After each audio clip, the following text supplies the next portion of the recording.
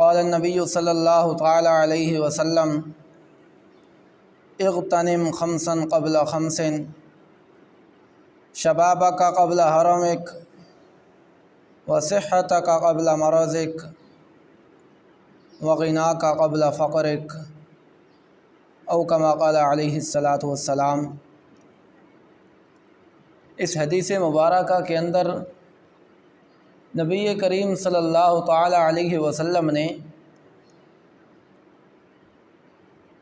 اللہ رب العزت کی 5 خصوصی نعمتوں کا ذکر فرما کر ان کا شکر ادا کرنے کی ترغیب دی ہے۔ آج کے درس میں ان نعمتوں میں سے تیسری نعمت کے متعلق کچھ باتیں بیان کی جائیں گی۔ تیسری نعمت ہے مالداری۔ آپ علیہ السلام نے فرمایا غناک قبل فقرک، کہ انسان اگر اللہ رب العزت نے تجھے رزق کی وسعت اور مال کی کشادگی دی ہے تو اس کا حق یہ بنتا ہے کہ تو اس مال کو اللہ رب العزت کے راستے میں خرچ کر کے اس کا شکر ادا کر لے، پہلے اس سے کہ وہ مال تجھ سے ضائع ہو جائے اور تو فقیر ہو جائے۔ قرآن مقدس میں بھی اور احادیث مبارکہ میں بھی مال کے خرچ کرنے کی بہت زیادہ ترغیب دی گئی ہے اور بہت زیادہ فضائل بیان فرمائے گئے ہیں۔ مثلا اللہ رب العزت فرماتے ہیں انفقوا مما رزقناکم من قبل ان یأتی احدکم الموت، کہ اے انسانو مال خرچ کر لو پہلے اس سے کہ تمہارے اوپر موت کا وقت آ جائے۔ فیقول رب لولا اخرتنی الی اجل قریب، اس وقت ایسا نہ ہو کہ تم یہ کہتے پھرو کہ اے اللہ اب تھوڑا سا ہمیں وقت دے دے کہ ہم دنیا کے اندر واپس چلے جائیں اور تیرے راستے میں مال کو صدقہ کریں، خرچ کر لیں، وَأَكُن مِّنَ الصَّالِحِينَ، اور تیرے نیک بندوں میں سے بن جائیں۔ اللہ رب العزت فرمائیں گے نہیں، جو ایک مرتبہ یہاں ہمارے پاس آ گیا، جو کچھ پیچھے ہو گیا، اب دوبارہ پیچھے دنیا کے اندر واپس نہیں بھیجا جائے گا۔ اور آخرت کے اندر بھی اللہ رب العزت مال کے بارے میں سوال کریں گے۔ حدیث مبارکہ میں آتا ہے کہ روز قیامت ایک آدمی کو فرشتے پکڑے ہوئے جکڑے ہوئے بڑی ذلت اور رسوائی کی حالت میں اس کو لائیں گے۔ اللہ رب العزت فرمائیں گے کہ اے ابن آدم، دنیا کے اندر میں نے تجھے صحیح سالم اعضاء، صحت، تندرستی سے نوازا تھا، مال کی فراوانی اور بے شمار نعمتیں تجھے عطا کی تھیں، تو نے ان نعمتوں کو کہاں پہ خرچ کیا، کیسے استعمال کیا؟ تو انسان کہے گا یا اللہ میں نے وہ مال جمع کیا، میں نے وہ مال کمایا، وقت گزرتا گیا، مال بڑھتا گیا، آخر اچانک موت آ گئی، سارا کچھ دنیا کے اندر چھوڑ کر اب تیری بارگاہ میں حاضر ہو گیا، لہٰذا اب تھوڑا سا وقت مجھے چاہیے تاکہ میں دنیا میں واپس جاؤں اور وہ تیری راستے میں مال کو صدقہ کر کے خرچ کر کے اب تیری بارگاہ میں لاؤں۔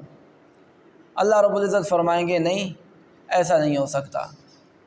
پھر اس وقت اس کو جہنم کے اندر ڈال دیا جائے گا۔ مال کے بارے میں روز قیامت 2 قسم کے سوال ہوں گے انسان سے۔ حدیث مبارکہ میں آتا ہے کہ اللہ رب العزت 2 سوال کریں گے، ایک یہ کہ تو نے مال کمایا کہاں سے، اور دوسرا یہ کہ اس کو خرچ کہاں پہ کیا، کیا تو نے جائز طریقہ سے کمایا یا ناجائز طریقہ سے، حلال طریقہ سے کمایا یا حرام طریقہ سے، سود کے طریقے پر کمایا یا رشوت لے کر کمایا، چوری کر کے مال حاصل کیا یا ڈکیتی کر کے، یا پھر جائز کاروبار کر کے رزق حلال کمایا، اپنا خون پسینہ بہا کر مال کمایا، کس طریقہ سے تو نے مال کمایا؟ ایک سوال یہ ہوگا۔ اور دوسرا سوال ہوگا کہ اس میرے عطا کیے ہوئے مال کو، اس کمائے ہوئے مال کو تو نے خرچ کہاں پہ کیا؟ دنیا کی محفلوں میں کیا دنیا حاصل کرنے کے لیے کیا، کاروبار کو بڑھانے کے لیے کیا، دنیا کے محافل اور مجالس کو سجاتے ہوئے کیا، اللہ کی ناراضگی میں کیا یا اللہ کی رضا میں خرچ کیا؟ تو آج مال دیکھ لیں کہ دنیا کے اندر سب سے زیادہ اللہ کی ناراضگی میں شیطان کو راضی کرنے کے لیے مال خرچ کیا جاتا ہے۔ اگر کوئی دنیا کی محفل ہو، رقص کی محفل ہو، کوئی گانے کی محفل ہو، کوئی مجلس ہو، کہیں پر کوئی کرکٹ میچ ہو، جہاں پر بھی ہو 50 ہزار روپیہ وہاں پر لگا دیا جاتا ہے۔ لیکن جب اللہ کی رضا میں خرچ کرنے کے لیے آئے، کسی یتیم کے لیے، غریب کے لیے، مسکین کے لیے زکوٰۃ دینی پڑ جائے، تو اس وقت 500 بلکہ 100 روپیہ بھی جیب سے نکالنا مشکل ہو جاتا ہے۔ یعنی کہ اللہ کی رضا میں خرچ کرنا پڑے تو 10 روپے خرچ کرتے ہوئے 100 بار سوچتا ہے اور موت واقع ہوتی ہے۔ لیکن اللہ رب العزت کی ناراضگی میں شیطان کے راستے میں ہزاروں روپے خرچ کر دیتا ہے، اور افسوس تو کیا، خوشی کا اظہار کرتا ہے۔ تو اس پر ہمیں افسوس کرنا چاہیے اور یہ دیکھنا چاہیے کہ اللہ رب العزت کی جو آدمی دنیا کے اوپر مال خرچ کر دیا وہ تو ضائع ہو گیا، بلکہ انسان کے خلاف ہو گیا۔